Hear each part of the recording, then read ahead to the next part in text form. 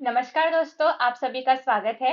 मैं सुहानी और आज से हम शुरू करने जा रहे हैं हमारे 10th स्टैंडर्ड लोक भारती हिंदी की पहली हमारी कविता, दैट इज भारत महिमा। तो आज से हम लोग हिंदी का भी सिलेबस स्टार्ट कर रहे हैं। आई नो कि थोड़ा सा लेट हो चुका है, but don't worry, will make sure कि जो भी यूनिट टेस्ट का सिलेबस है वो पूरा हो जाए। तो देखो, हिंदी में सबसे पहले तो हम लोग चालू करने वाले हैं भारत महिमा, ये हमारी फर्स्ट जो कविता है उससे। और जैसे कि आपको बाकी सारे सब्जेक्ट्स में होता है, पहले गद्य विभाग, फिर पद्य विभाग, फिर कविताएं, सॉरी, फिर राइटिंग स्किल होता है, ग्रामर होता है। सिमिलरली आपको यहाँ पे सेम पैटर्न दिखाई देगा। तो हमारी जो पहली कविता है भारत महिमा, ये जो कविता है ये भारत के बारे में है। मतलब हम जिस देश में रहते हैं हम बोलते हैं कि हमारा भारत देश महान है। तो ये जो भारत की महानता है वो हमें इस कविता से पता चलेगी। ऑफ कोर्स हम हमारे देश से बहुत ज्यादा प्यार करते हैं। हम जब प्रतिज्ञा पढ़ते हैं, जब संविधान की प्रस्तावना पढ़ते हैं, जब राष्ट्रगान हम लोग सुनते हैं या फिर गाते हैं, तो हमारे अंदर देशभक्ति की फीलिंग आ जाती है। बट उसी के साथ साथ भारत की संस्कृति कैसी है, या फिर भारत जग में क्या एक अपना स्थान बना के रखता है, या फिर पूरी सृष्टि को, पूरे संसार को भारत क्या देता है, ये सब कुछ इस कविता से हमें पता चल जाएगा। सो लेट अस सी कविता में क्या क्या लिखा है, क्योंकि हमारे लिए ये कविता पढ़ना बहुत ज्यादा जरूरी है। एक तो ऑफ कोर्स हमारे देश के बारे में है ही, और दूसरी बात ये है कि यूनिट टेस्ट में आपको ये कविता पद्य विभाग के अंदर पूछी जाती है। तो सबसे पहले तो आप यहाँ पे देख सकते हो कि इस कविता के जो कवि है उनका नाम है जयशंकर प्रसाद।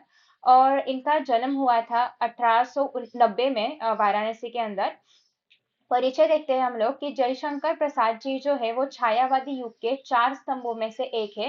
चार, ये जो छायावादी युग के चार स्तंभ बोला गया है, इसका मतलब चार प्रमुख कवि का एक ग्रुप है, उनमें से एक है हमारे जयशंकर प्रसाद जी। आप बहुमुखी प्रतिभा के धनी है, मतलब आप बहुत सारी चीजों में निपुण है, बहुत सारे कौशल्य आपको ज्ञात है। आप सिर्फ कवि ही नहीं है बल्कि आप लेखक भी है।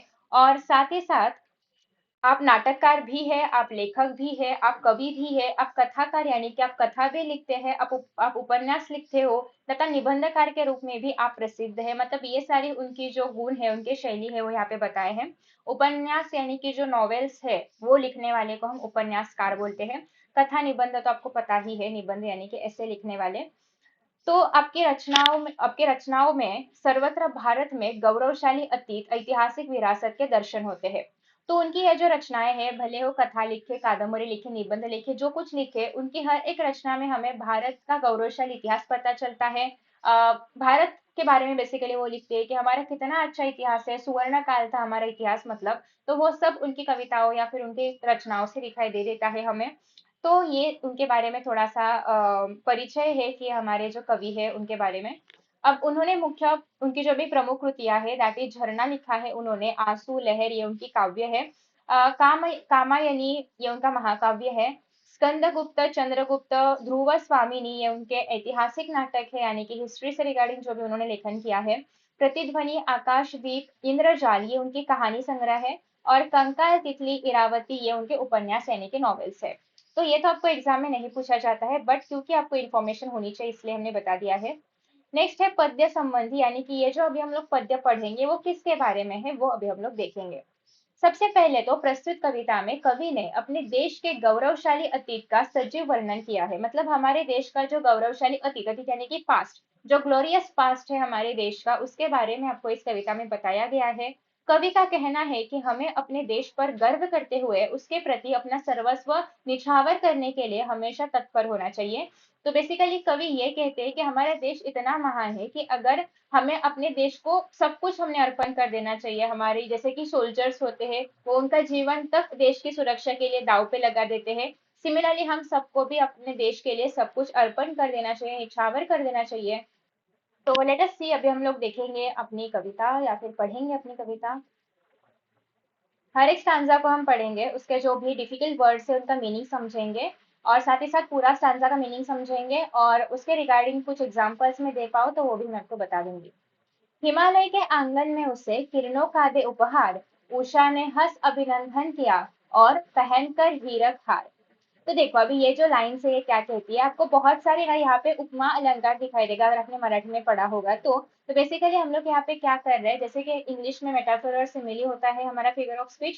सिमिलरली बहुत सारी चीजों को किसी न किसी और चीज के साथ कंपेयर किया गया है। फॉर एग्जाम्पल, हिमालय के अंगन में उसे किरणों का दे उपहार। मतलब ऐसा बोला है कि सबसे पहली जो भी किरण आती है भारत में वो मतलब हिमालय से आती है भारत भूमि पे। मतलब ऐसे आती है ना किरणें, अरुणाचल प्रदेश में सबसे पहले किरणें आती है जब भी सूरज उगता है सुबह सुबह, क्योंकि वो सबसे ईस्ट के साइड में है हमारा स्टेट, इसके लिए। तो सबसे पहले किरणें कहाँ पे आती है? अरुणाचल प्रदेश में। जैसे उसके बाद हिमालय से आप देख सकते हो कि ऐसी ऐसी किरणें आ जाती है सूरज की, ठीक है। तो वहां पे सबसे पहले हिमालय पे ये जो सूरज की किरणें है वो पड़ती है। जैसे कि मानो प्रकृति ने क्या किया है, हमें रोशनी का उपहार दिया हो, ऐसे यहाँ पे कह रहे हैं। और रोशनी का उपहार दिया, और मेरे यहाँ की लाइट चली गई है, तो let me arrange the lights. Yes, I guess now better. अगर लाइट आ जाएगी तो और ज्यादा ब्राइट दिखूंगी मैं, तो that I have to adjust, but ठीक है। तो हिमालय के आंगन में उसे किरणों का दे उपहार, तो ऐसा लगता है कि मानो सृष्टि ने, मानो इस यूनिवर्स ने हमें रोशनी का उपहार दिया हो। उसके बाद नेक्स्ट लाइन क्या कहती है? उषा ने हंस अभिनंदन किया। उषा मतलब पता है ना, भोर, सुबह। सुबह का जो ये होता है ऑलमोस्ट, एक जब सनराइज होता है 6, 6:30, 7 के अराउंड, जब भी सनराइज होता है तो उसे हम लोग बोलते हैं उषा, या फिर भोर बोलते हैं हम लोग। उषा ने हंस अभिनंदन किया और पहनाया हीरक हार। तो उषा ने, यानी कि वो जो भोर है, उसने मुस्कुराकर भारत का वो स्वागत करती है, यानी कि सूरज की जो भी किरणें आती है वो भारत में अपना कदम रखती है, उसका हम स्वागत करते हैं। और ओस की बूंदों के रूप में हीरो का हार जो है वो पहनाती है। और ये जो बूंदे हैं, आपने देखा रहेगा कि मोस्टली ठंडी के मौसम में ये होता है कि जब तुम सुबह उठ जाते हो ना, तो आपको दिखाई देता है कि जो भी घास होती है उसके ऊपर ऐसे ड्यू ड्रॉप्स करके आते हैं, ऐसे दवा बिंदु दिखाई देते हैं। तो वो जो ड्रॉपलेट्स है या फिर जो पानी के ड्रॉप्स है, उनको यहाँ पे बोला है कि वो हमें दिखाई देती है। तो बेसिकली सुबह सुबह जब आपने उठा, मतलब उठ जाते हो, तो आपने देखा होगा कि लीव्स जो होते हैं, पत्ते जो होते हैं, उनके ऊपर ऐसे ऐसे डॉट्स दिखाई देते होंगे, हीरे जैसे वो चमकते हैं। तो इसलिए बोला है हीरक हार, यानी कि हीरे जैसा जो हार है वो पहनाती है हमें हर रोज की जो भोर है वो। उसके बाद नेक्स्ट लाइन में क्या लिखा है देखो। तो यहाँ पे जो भी डिफिकल्ट वर्ड्स है या फिर कठिन शब्द है, उसमें आप बोल सकते हो कि उपहार यानी कि भेंट, आंगन यानी कि घर के सामने का जो भी खुला स्थान होता है, या फिर थोड़ा सा जो मैदान जैसा भाग होता है। अभिनंदन यानी कि स्वागत करना, हीरक का हार यानी कि हीरे का हार, ठीक है। तो हीरक यानी कि हीरा। जगे हम लगे जगाने विश्व, लोक में फैला फिर आलोक। व्योमतम पुंज हुआ तब नष्ट, अखिल संस्कृति हो उठी अशोक। तो देखो यहाँ पे अशोक, तो आपको पता ही होगा, मैं आपको पहले तो एक एग्जाम्पल के इससे समझाती हूँ, फिर आपको वो समझ में आ जाएगा। तो सबसे पहले तो जगे हम लगे जगाने विश्व, मतलब हम जग गए। हम जग गए और हम विश्व को जगाने लग गए।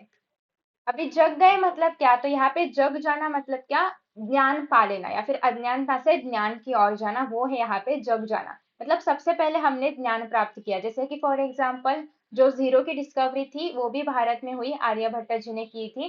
तो बेसिकली सबसे पहले ये जो चीजें हैं इनका शोध, या फिर इस ज्ञान का जो ज्ञान लेना है, वो सबसे पहले हमने ज्ञान लिया था, और पूरे विश्व को फिर हमने ये जो ज्ञान है वो फैलाया। पूरे विश्व में हमने ये ज्ञान दे दिया, ठीक है। लगे जगानी विश्व मतलब फिर पूरे विश्व में हमने ये जो ज्ञान था वो फैला दिया। लोक में फैला कर आलोक। आलोक मतलब क्या? जो ये रोशनी है, ज्ञान की रोशनी है, ज्ञान का प्रकाश है, उसको हम लोग बोलेंगे आलोक। तो फिर पूरी विश्व में सब लोगों में हमने ये जो ज्ञान का प्रकाश है वो फैला दिया। व्योमतम पुंज हुआ तब नष्ट, अखिल संस्कृति हो उठी अशोक। व्योमतम मतलब जो भी, व्योम मतलब आकाश और तम मतलब अंधार। तो ये पूरे आकाश में, यानी कि पूरी सृष्टि में जो अंधेरा फैला था, अज्ञानता का अंधेरा फैला था, तो उसको भारत ने ज्ञानता के रोशनी से जो है, उसको ज्ञानता की रोशनी दे दी, उस अंधार को नष्ट कर दिया, ठीक है। व्योमतम मतलब अंधार, अज्ञानता का जो अंधेरा है उसको हम लोग व्योमतम बोलेंगे। तो व्योमतम पुंज, पुंज का मीनिंग क्या होता है? ग्रुप, समूह, ठीक है। तो ये जो अज्ञानता का समूह है हुआ तब नष्ट, तब नष्ट हो गया जब भारत ने सबको ज्ञान बांटा, या फिर सब पूरे विश्व में ज्ञान फैलाया। अखिल संस्कृति हो उठी अशोक। तो यहाँ पे और हमारी ये जो पूरी दुनिया है वो अज्ञानता से बाहर आ गई, अज्ञानता के अंधकार से बाहर आ गई। और पूरी सृष्टि जो है, अशोक मतलब शोक का ना होना, दुख का ना होना। तो पूरी सृष्टि जो है वो दुख से मुक्त हो गई। तुम्हें ये अशोक नाम सुन के सम्राट अशोक का याद आई होगी, याद उनकी। तो बेसिकली उनका नाम भी इस तरह से रखा गया था कि वो सारे दुख को नष्ट कर दे, मतलब प्रजा के दुख को या फिर किसी और को वो दुख ही ना दे पाए, सबका दुख वो नष्ट करे। तो अशोक का मीनिंग ये होता है कि दुख को नष्ट करना या फिर शोक को नष्ट करना। ठीक है। तो जैसे कि फॉर एग्जांपल अगर तुम्हें भी, मतलब हम इन जनरल बात करते हैं कि अगर हमें किसी को कुछ समझाना होगा तो पहले हमें समझना पड़ता है, पहले वो ज्ञान हमें लेना पड़ता है, फिर हम पूरी दुनिया को बताते हैं। सिमिलरली पहले भारत ने ये सब कुछ ज्ञान जो है वो पा लिया था और उसने पूरे विश्व को ये ज्ञान बताया। फिर वो वेदों के मार्फत हो सकता है। फॉर एग्जाम्पल हमारे पास 4 वेद है, यजुर्वेद, सामवेद, अथर्ववेद और ऋग्वेद। तो ये जो 4 वेद है इनके इनमें से पूरे विश्व को हमने ज्ञान की परिभाषाएं दी। उसी के साथ साथ बहुत सारे उपनिषद है, गणित और विज्ञान, ऑफ कोर्स हमने बहुत सारे, मतलब हमारे जो पूर्वज थे, जो ऋषि मुनि थे, उन्होंने गणित में, विज्ञान में बहुत ज्यादा प्रगति की और वही चीजें जो है पूरी दुनिया में फैल गई, या फिर पूरी दुनिया को नए नए रास्ते मिल गए इनके बारे में, इस ज्ञान के बारे में। उसके बाद नेक्स्ट है, विमलवाणी ने वीणा ली, कमल कोमल कर में सप्रीत, सप्त स्वर सप्त सिंधु में उठे, छिड़ा तब मधुर साम संगीत। तो देखो ये जो पूरा स्टांसा है, it is regarding to the sangeet, it is regarding to the swar. तो विमल मतलब क्या होता है? स्वच्छ। वाणी मतलब हमारी जो सरस्वती देवी है उसे हम लोग वाणी कहते हैं। ने वीणा ली, तो आपने देखा होगा कि सरस्वती देवी के हाथ में वीणा होती है, ठीक है। तो उन्होंने क्या किया है, सरस्वती देवी जी ने, माता सरस्वती ने अपने कमल मतलब अपने कोमल हाथों से, अपने कमल जैसे कोमल हाथों से वीणा धारण की है। ठीक है, यहाँ पे क्या लिखा है, कमल कोमल कर, कर का मतलब क्या होता है? हाथ। ठीक है। आई होप कि आप ये सारे जो डिफिकल्ट वर्ड्स है उनकी मीनिंग अपने टेक्स्ट बुक में लिख रहे हो, प्लीज लिख के लेना, क्योंकि एग्जाम के समय आपको पूछा भी जा सकता है कि समानार्थी शब्द लिखिए वगैरह, तो उस समय आपको ये पता होना चाहिए। तो विमल वाणी ने मतलब बहुत ही ज्यादा शुद्ध भाव से, पवित्र भाव से जो देवी सरस्वती है उन्होंने वीणा ली है, कमल कोमल कर में सप्रीत, और अपने कमल जैसे कोमल हाथों में, अपने कर मतलब हाथों में उन्होंने ये वीणा धारण की है। फिर लिखा है सप्त स्वर। आप सबको सप्त स्वर पता होगा, सारे गमा पधनी। तो ये जो 7 नोट्स है, म्यूजिकल नोट्स है, उन्हें हम लोग सप्त स्वर बोलते हैं। सप्त स्वर सप्त सिंधु, सप्त सिंधु यानी कि जो 7 नदियों का प्रदेश है, उसको हम लोग बोलते हैं सप्त सिंधु। 7 नदियां जो है बोलते हैं हम लोग प्रदेश में मिल जाती है, उनका पानी वहां पे मिल जाता है, तो उसको बोलते हैं हम लोग सप्त स्वर, जहाँ सॉरी सप्त सिंधु, जहाँ पे सिंधु नदी का रीजन है उस भाग को। छेड़ा तब मधुर साम संगीत। साम यानी कि साम वेद, ऐसा यहाँ पे हमें याद रखना है, 4 वेद है ना, उसमें से जो साम वेद है वो संगीत का वेद है, वो ये जो म्यूजिकल नोट्स है इनका वेद माना जाता है। अब इसका पूरा मीनिंग ऐसे होगा कि जो भी हमारी ज्ञान की देवता है, सरस्वती देवी जो है, उनके उन्होंने अपने कमल जैसे कोमल हाथों में वीणा धारण की है। सप्रीत मतलब प्यार से वीणा धारण की है उन्होंने। उससे सप्त सिंधु क्षेत्र में संगीत गूंज रहा है, संगीत के 7 सप्त सुर गूंज रहे हैं। और सामवेद के मधुर संगीत का जन्म उनके ही वीणा से हुआ है, या फिर इसी स्वर से हुआ है, ऐसे यहाँ पे हमें बोला गया है। फिर नेक्स्ट देखो क्या लिखा है, विजय केवल लोहे की नहीं, धर्म की रही धरा पर धूम, भिक्षु होकर रहते सम्राट, दया दिखलाते घर घर घूम। तो इसका क्या मीनिंग है देखो। अभी यहाँ पे लिखा है विजय केवल लोहे की नहीं, लोहा मतलब यहाँ पे हम ऐसे इमेजिन करेंगे कि जो युद्ध के लिए हम तलवार का यूज करते हैं या फिर जो भी शस्त्रों का यूज करते हैं, वो यहाँ पे हम लोग लोहे को इमेजिन करेंगे। तो भारत की विजय सिर्फ शस्त्रों से नहीं है, मतलब भारत ने सिर्फ युद्ध नहीं लड़े हैं, या फिर भारत का जग में नाम है वो सिर्फ युद्धों के लिए नहीं है, बल्कि हमेशा ही यहाँ पे धर्म और नीति का वर्चस्व रहा है। जैसे कि हम लोग महाभारत में देखते हैं, रामायण में देखते हैं, वहां पे सिर्फ युद्ध नहीं हुए हैं। फॉर एग्जाम्पल महाभारत का युद्ध सिर्फ युद्ध के लिए नहीं था, वो धर्म के लिए हुआ हुआ युद्ध था। तो basically Bharat is not only about युद्ध या फिर शस्त्र उठाना, इतना ही नहीं है। तो भारत नीतिमत्ता के लिए प्रसिद्ध है, भारत ज्ञान के लिए प्रसिद्ध है, भारत बिहेवियर के लिए प्रसिद्ध है, कि हम लोगों से जिस तरीके से प्रेम या फिर आदर से मिलते हैं, उसके लिए भारत प्रसिद्ध है। धर्म की रही धरा पर धूम, धरा मतलब पृथ्वी, तो हम धूम मतलब हमेशा धर्म ही प्रसिद्ध है, यहाँ पे हमेशा धर्म से ही व्यवहार किया जाता है लोगों के साथ। भिक्षु होकर रहते सम्राट, दया दिखलाते घर घर घूम। तो आपने देखा रहेगा कि महान महान सम्राट जो है, फॉर एग्जाम्पल गौतम बुद्ध जी, महाराज मतलब राजपुत्र थे, वो आगे जाके महाराज बन सकते थे, बट नहीं, उन्हें लोगों में अच्छाई लानी थी या फिर लोगों के अंदर अच्छे विचार लाने थे। उन्हें उन्होंने इसलिए वो ज्ञान प्राप्त किया था बोध गया में, मतलब वृक्ष के नीचे। तो उन्हें वो ज्ञान प्राप्त करना था कि दुख क्या होता है, सुख क्या होता है, इन सब चीजों के बारे में। और मतलब उनके लिए आसान रास्ता था कि वो राजपुत्र थे, वो आगे जाके महाराज बन सकते थे, राज्य कर सकते थे। बट उन्होंने वो रास्ता ना चुनकर लोगों में अच्छाई का बीज बोने का जो उनका एक विचार था, वो उन्होंने मान लिया और उसी के साथ वो चलते गए। तो बेसिकली यहाँ पे ऐसे एग्जाम्पल्स है भारत में जहाँ पे सम्राट मतलब ये तो एक एग्जाम्पल हो गया गौतम बुद्ध जी का। ऐसे बहुत सारे सम्राट है जिन्होंने अपना वो पद को ज्यादा इंपॉर्टेंस ना देके भिक्षुक बन के रह गए, सन्यासी बन के रह गए वो लोग, क्योंकि हमें लोगों में अच्छाई का प्रचार करना है। तो ऐसे भी बहुत सम्राट है भारत में जिन्होंने राजपाट का त्याग कर दिया और भिक्षु का रूप धारण कर लिया, और घर घर में जाके वो लोगों को अहिंसा के बारे में संदेश देते थे, प्यार के बारे में संदेश देते थे, हमें एक दूसरे से कैसे मिलजुल कर रहना चाहिए, कैसे एक साथ रहना चाहिए, इन सब के बारे में वो लोगों में संदेश फैलाते थे। So rather then just doing wars, और फिर सिर्फ युद्ध ही नहीं किया, क्योंकि बल्कि सिर्फ युद्ध ही करते नहीं रहे वो, बल्कि उन्होंने लोगों में अच्छाई का या फिर अच्छे संदेश भी पहुंचाए। आ, वो भी हम लोग देखते हैं।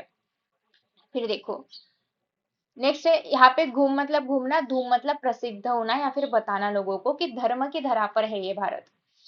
यवन को दिया दया का दान, चीन को मिली धर्म की दृष्टि, मिला था स्वर्ण भूमि को रत्न, शील की सिंहल को भी सृष्टि। तो यहाँ पे क्या बोला है देखो कि मतलब ऐसा बहुत ही ज्यादा अच्छा स्टैंजा हम लोग बोल सकते हैं।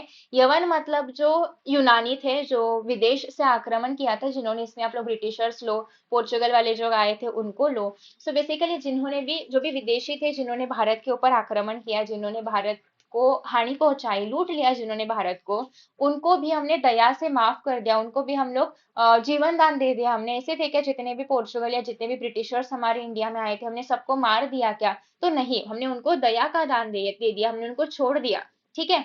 हमने ऐसे हम लोग, आप लोग देखोगे कि इतिहास में भी जब भी, मोस्टली जब भी हिंदुस्तान के किसी राजा से कोई विदेशी राजा पराभूत हो जाता है, तो हम उनको मारते नहीं है, हम उन्हें जीवन दान दे देते हैं। तो ये दया दिखाना या फिर दया का भाव मन में रखना, ये हिंदुस्तानियों की क्वालिटी है या फिर ये उनका अपना ऐसा नेचर है। ठीक है। चीन को मिला चीन को मिली धर्म की दृष्टि, और चीन जैसे देश को भी हमने धर्म की दृष्टि दी, यानी कि चीन ने भी भारत में जिस धर्म का प्रसार हुआ था, बौद्ध धर्म का, उनका ही प्रचार उन्होंने चीन में किया, चीन ने भी उस धर्म को अपना लिया। फिर क्या लिखा है, मिला था स्वर्ण भूमि को रत्न, शील की सिंहल को भी दृष्टि। सिंहल मतलब श्रीलंका, शील मतलब अच्छा आचरण, अच्छा बिहेवियर जो हमारा है, उसको हम लोग शील बोलेंगे। रत्न मतलब बौद्ध धर्म के जो तीन रत्न है, बौद्ध धर्म, संघ, तो इन्हें हम लोग रत्न बोलेंगे। और मिला था स्वर्ण भूमि, स्वर्ण भूमि मतलब म्यांमार का जो भी क्षेत्र है या फिर सुमात्रा का जो भी क्षेत्र है, इंडोनेशिया वगैरह का आसपास का, उसे हम लोग बोलेंगे कि यहाँ पे जावा, सुमात्रा जैसे जो भी स्वर्ण भूमि को हमने धर्म का ज्ञान दे दिया या फिर उन्हें भी धर्म के रत्न मिल गए। और जो भी श्रीलंका है, उनको भी अच्छे आचरण करने की, शीलता से कैसे रहना है, वैसी उसकी शिक्षा मिली, वैसे कैसे रहना है वो पता चल गया। मतलब बेसिकली हमारे भारत ने इन सब अच्छाई को पूरे आसपास के देशों में जो है वो फैला दिया। उसके बाद नेक्स्ट है, किसी का हमने छीना नहीं। मतलब हम कभी देखा, मतलब आपने कभी ऐसा सुना है क्या कि भारत किसी और देश में गया है किसी और के अधिकार छीनने के लिए, किसी और की संपत्ति छीनने के लिए? जैसे विदेशी हमारे देश में आए थे, वैसे हम किसी और देश में गए, ऐसे कभी आपने सुना है? तो नहीं। तो हमने किसी और का कुछ छीना नहीं है, किसी का भी अधिकार हमने छीना नहीं, किसी की भी संपत्ति हमने छीनी नहीं है। तो वही यहाँ पे लिखा है, किसी का भी हमने छीना नहीं, प्रकृति का रहा पालना यही। मतलब प्रकृति, हमारी प्रकृति ही ऐसी है या फिर हमारी सोच, हमारा बिहेवियर ही ऐसा है कि हमने कभी किसी का कुछ भी छीना नहीं है। ठीक है। तो हमने हमेशा दूसरों का आदर किया है, दूसरों का सम्मान किया है, किसी की भी संपत्ति का हमने छीना नहीं है। उसके बाद नेक्स्ट है, हमारी जन्मभूमि थी यही, कहीं से हम आए थे नहीं, मतलब भारत ही हमारी जन्मभूमि है, दूसरे विदेशियों की तरह हम किसी और देश से नहीं आए हैं। भारत ही हमारी जन्मभूमि है, हम किसी और भूमि से नहीं आए हैं। तो बेसिकली भारत में प्रकृति की अपार कृपा है, हमारी जन्मभूमि, हमारी मूल भूमि ही यही है। हम किसी और देश से नहीं आए हैं। जन्मभूमि मतलब मतलब मातृभूमि, जहाँ पे हमारा जन्म होता है उसको हम लोग बोलते हैं हमारी जन्मभूमि। और प्रकृति का पालना का मीनिंग हम लोग ऐसे ले सकते हैं कि प्रकृति जो है भारत के यहाँ की, वो बहुत ज्यादा दयालु है, समृद्ध है। देखो हमारे पास समंदर है, हमारे पास फॉरेस्ट है, हमारे पास बहुत सारे खनिज है, रत्न मिलते हैं, हमारे यहाँ डायमंड्स मिलते हैं, बहुत ही ज्यादा बोल सकते हैं फर्टाइल लैंड है हमारे पास। जो जो जो जो भी चाहिए होता है प्रॉस्पेरिटी के लिए, समृद्धि पाने के लिए, वो सब कुछ हमें मिल गया है प्रकृति के यहाँ से। तो हमारे लिए प्रकृति बहुत ही ज्यादा दयालु है, ऐसे यहाँ पे बोला गया है, भारत के लिए स्पेसिफिकली दयालु है। चरित थे पुत भुजा में शक्ति, नम्रता रही सदा संपन्न, हृदय के गौरव में था गर्व, किसी को देख न सके विपन्न। तो यहाँ पे क्या बोला गया है, देखो अभी नेक्स्ट स्टांसा में। चरित मतलब चरित्रवान, जिनका अच्छा बिहेवियर होता है, जो हमेशा अच्छाई पे ही भरोसा करते हैं। चरित थे पुत, पुत यानी कि पवित्र। भुजा में शक्ति, भुजा मतलब बाहों में या फिर हाथों में क्या थी, शक्ति थी, ताकत थी। नम्रता रही सदा संपन्न, नम्रता मतलब विनम्रता, पोलाइटनेस जिसको हम लोग बोलते हैं, सदा मतलब ऑलवेज, हर समय। संपन्न मतलब बोल सकते हैं हम लोग कि बहुत ही ज्यादा सेटिस्फाइड, प्रॉस्परस, ऐसी कुछ चीजें हम लोग बोल सकते हैं कि जिसमें सब कुछ अवेलेबल हो। तो भारतवासी जो है, जो भारतीय है, उनका चरित्र, उनका बिहेवियर, उनका नेचर बहुत ही ज्यादा पवित्र है, बहुत ही ज्यादा प्योर है। हमारी भुजाओं में शक्ति थी, मतलब ऐसा नहीं कि हम सिर्फ शास्त्र में ही होशियार थे, नहीं, हम शक्ति के लिए भी माने जाते हैं। हमारी भुजाओं में शक्ति होना मतलब हम बहुत ही ज्यादा, हमने युद्ध भी लड़े हैं, फिर भी हम हमेशा विनम्र रहे, हमने गर्व नहीं किया कभी भी कि हम भारतीय ही है, हम सबसे अच्छे हैं, नहीं। हम भारतीय हैं, हम सबसे अच्छे हैं, बट बाकी लोगों को हम लोग कम नहीं मान रहे हैं, वो लोग भी अच्छे हैं और हम भी अच्छे हैं। ठीक है। हमें अपनी महान संस्कृति पर गर्व था, गर्व है, हमेशा गर्व रहेगा।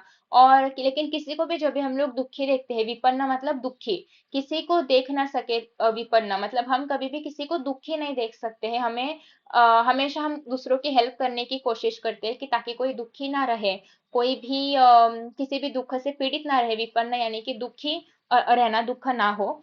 उसके बाद नेक्स्ट है, हमारे संचय में था दान, अतिथि थे सदा हमारे देव। हम बोलते हैं ना, अतिथि देवो भव।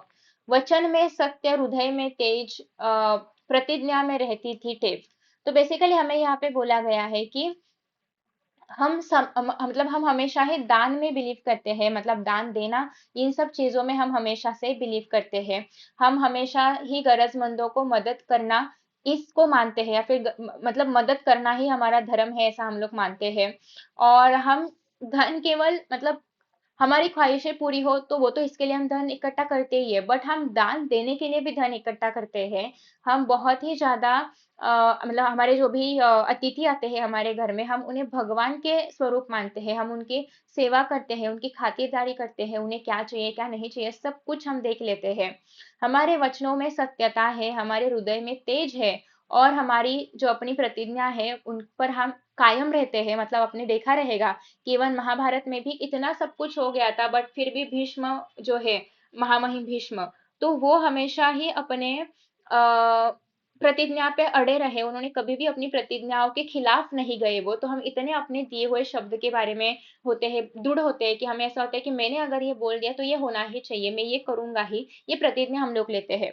तो हम कभी भी अपने शब्दों को व्यर्थ नहीं जाने देते, हम हमेशा अपने शब्दों को मानते हैं। ठीक है।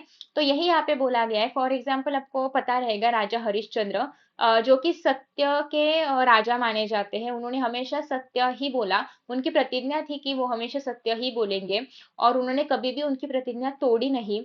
फॉर एग्जाम्पल हम लोग कर्ण का एग्जाम्पल ले सकते थे महाभारत में से, कि उन्हें पता है वो असत्य के साइड पे है, मतलब वो दुर्योधन के, कौरव के साइड में थे, तब उन्हें पता है कि वो असत्य के साइड पे थे, है मतलब, बट तभी उन्होंने दुर्योधन को आश्वासन दिया था कि मैं हमेशा तुम्हारे तरफ से ही युद्ध में लड़ूंगा। तो उन्होंने उसके बावजूद, मतलब ये असत्य का मार्ग है, यहाँ पे हमारा नाश हो सकता है, ये पता होने के बावजूद भी उन्होंने उनका साथ दिया कौरवों का, क्योंकि उसने उन्हें वचन दिया था। तो बेसिकली यही है कि जब भी, और उसी के साथ साथ कर्णा का और एक एग्जाम्पल हम लोग इसमें ले सकते हैं कि वो बहुत ही ज्यादा दानवीर थे। मतलब उनके पास अगर जाके तुम कुछ मांगो, भले तुम उनकी जिंदगी मांग लो, कुछ भी मांग लो उनसे, वो सब कुछ तुम्हें दे देंगे। तो इतने दानवीर थे वो कि उनके पास जाके तुम जो भी मांगोगे तुम्हें मिल जाएगा। तो हमारे संचय में ही था दान। और हमेशा अतिथि को हम लोग देव मानते हैं, उनकी पूजा और सेवा करते हैं। हमारे वचन में हमेशा सत्यता होती है, हृदय में पावित्र्य है, तेज है, और प्रतिज्ञा में रहती थी टेव। और हमारी प्रतिज्ञाएं भी ऐसी होती थी कि हम उन्हें तोड़ते नहीं थे, कुछ चाहे भले कुछ भी हो जाए, हम कभी भी अपनी प्रतिज्ञाएं तोड़ते नहीं थे।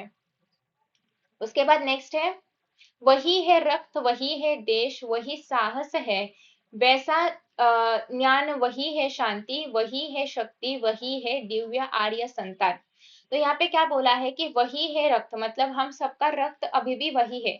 जो वो वाले भारतीय थे जिन्होंने ये सब कुछ ये किया, तो हमारे रगों में आज भी उनका रक्त जो है वो बह रहा है। हमारा देश, हमारा जो भी साहस है, हमारा जो भी ज्ञान शक्ति और क्या बोल सकते हैं हम लोग, ऊर्जा शक्ति ज्ञान, ये जो भी है ये सबसे बड़ी चीजें हैं हमारे लिए। हम सब में जो खून दौड़ रहा है, भले ही हमारे धर्म अलग हो, पंथ अलग हो, कुछ भी अलग हो, बट हम सबके रगों में जो खून दौड़ता है वो सेम ही है। हम आज भी पूरी निष्ठा से, पूरे श्रेष्ठत्व से पूर्वजों को, मतलब पूर्वजों के हम अभी आज भी वही संतान है जो कि मजबूत शक्तिशाली है। उसके बाद नेक्स्ट है, जब तक हम जिंदा रहेंगे, जब तक हम जिएंगे, केवल अपने भारत के लिए, केवल अपने देश के लिए ही जिएंगे हम लोग, ठीक है। जिए तो सदा इसी के लिए, मतलब जब तक हम लोग जिंदा रहेंगे, जब तक हम लोग जिएंगे, तब तक सदा के लिए हम इस भारत भूमि के लिए ही जिएंगे।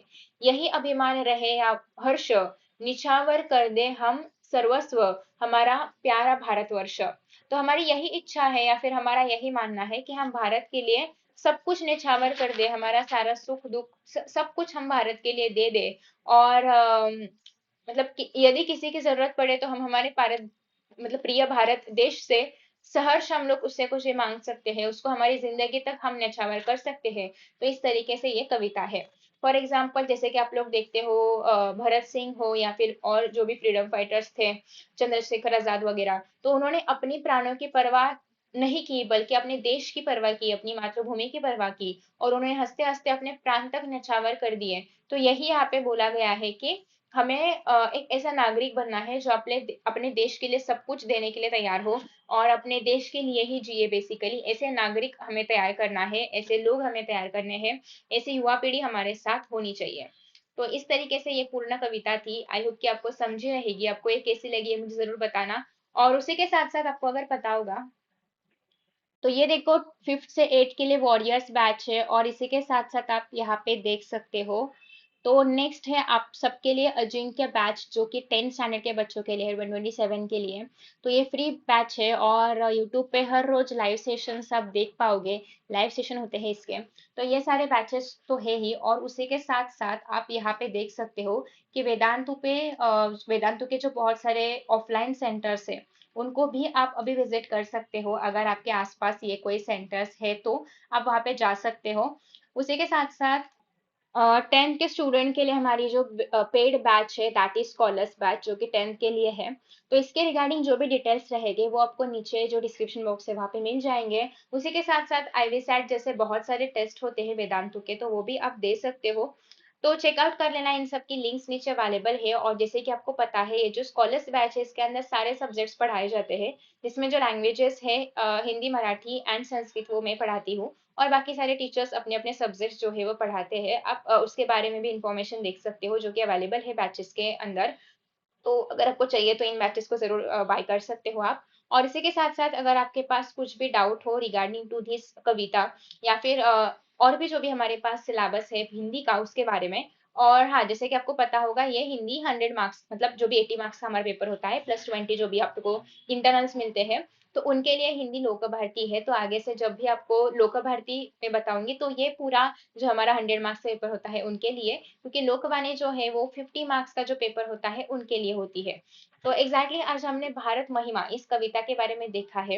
ये कविता आपको कैसी लगी, आपको समझी कि नहीं समझी, और नेक्स्ट मैंने कौन से चैप्टर पे वीडियो बनाना चाहिए, इन सब चीजों के बारे में आप मुझे कमेंट बॉक्स में बताओगे। और जैसे कि आपको पता है कि सुहानी के सितारे करके एक वर्ड हम लोग यूज करते हैं अक्सर हमारे बैचेस में, विच मीन्स दैट कि मेरा नाम सुहानी है और you are like the stars, मतलब आप सब बच्चे स्टार्स के जैसे हो। तो आप अपनी अटेंडेंस लगा सकते हो स्टार्स देके कि कितने स्टार्स मिलने चाहिए इस वीडियो के लिए, या फिर और कुछ मैंने इम्प्रूव करना चाहिए, या फिर कुछ और एग्जांपल्स बताने चाहिए, और जो भी रहेगा वो सब आप मुझे इस वीडियो के नीचे कमेंट बॉक्स में कमेंट करके बता सकते हो। मैं ये देखती हूँ कि आपने क्या क्या कमेंट्स किए हैं और आपके क्या क्या इश्यूज है जो कि मैं सॉल्व कर पाऊँ, तो अच्छी बात है। तो ये सब आप मुझे कमेंट बॉक्स में कमेंट करके बता दीजिए। और अभी आपके लिए एक टास्क है, ये जो भारत महिमा में से कोई भी वर्ड जो आपको नहीं समझा है वो आप मुझे ऑफ कोर्स नीचे कमेंट बॉक्स में बता सकते हो, मैं आपको उसका मीनिंग बता दूंगी। और साथ में नेक्स्ट आपको क्या चाहिए वो भी मुझे नीचे कमेंट बॉक्स में बता देना है। तो आई होप कि आपको वीडियो अच्छा लगा होगा, समझा रहेगा। तो thank you so much and see you in the next session, bye.